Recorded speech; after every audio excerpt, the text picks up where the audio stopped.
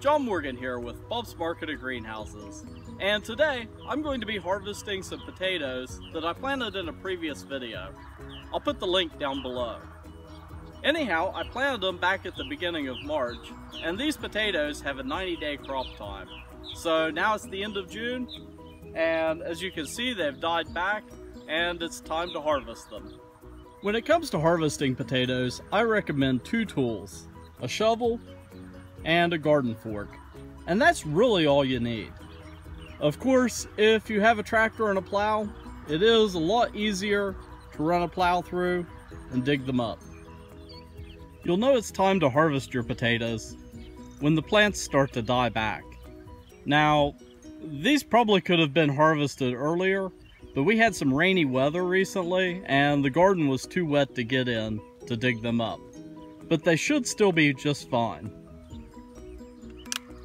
Back in March when I planted these, I went down as deep as the shovel. So I want to dig down at least that far when I'm harvesting. So it's a good idea just to kind of work your shovel in slowly.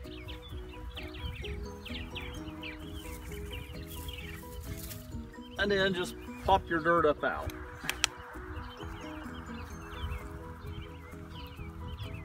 And I see some potatoes! Yeah!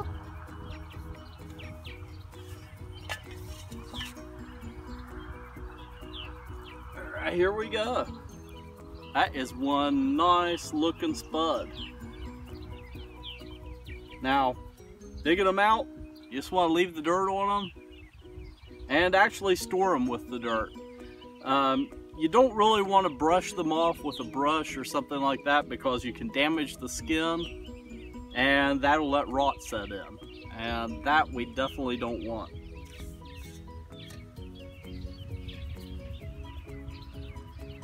So it's really easy as that, just digging down and breaking your potatoes loose.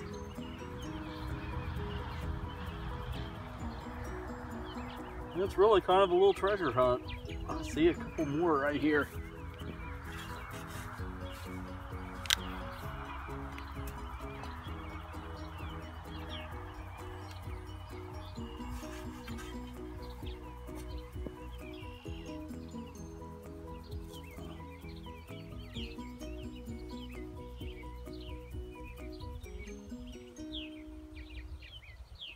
There we go. That's a little guy, but still just as tasty.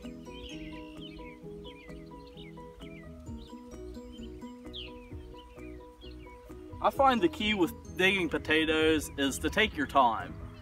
If you get in a rush, that's when you start having accidents with the shovel and with your garden fork. And we want to limit, of course, you can't see through the ground, so you are going to have some casualties of war. But for the most part, if you take your time, you should be okay.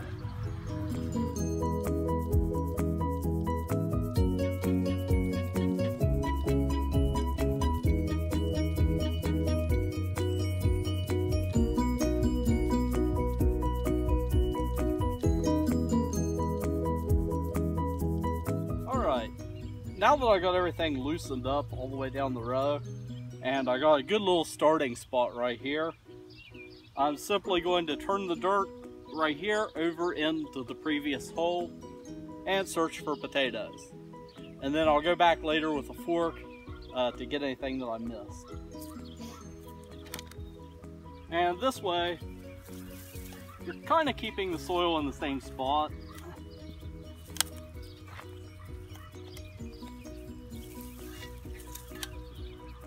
I know I don't want to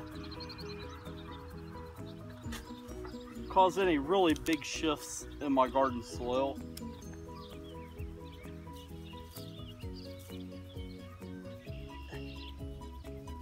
Because I've seen gardens before where people will move dirt one direction, then they move it the same way the next year, and before you know it, you have a low spot in one spot or a high spot in the other. And if you're tilling with just a regular small rototiller, that can be really hard to correct unless you get somebody with a tractor to come in and plow up the entire garden and start over. Little flat potato.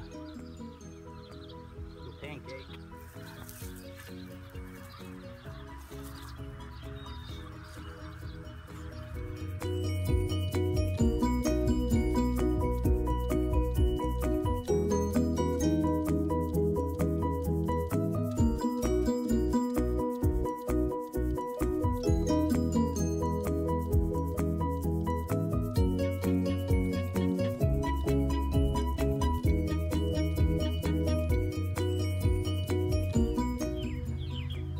Alright, so at this point I'm about halfway done, and unfortunately I'm losing daylight.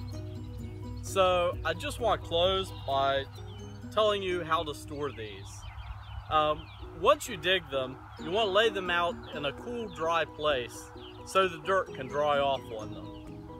Once the dirt's dry, you can gently knock off any big clumps, but go ahead and store them with the bulk of the dirt still on them. And you want to store them in a cool, dry, and most importantly, a dark place. If you expose potatoes to sunlight, they can turn green.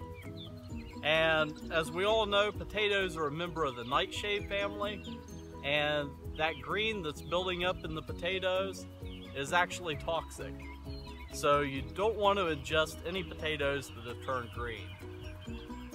And well, for this and other great information, visit us online at bobsmarket.com.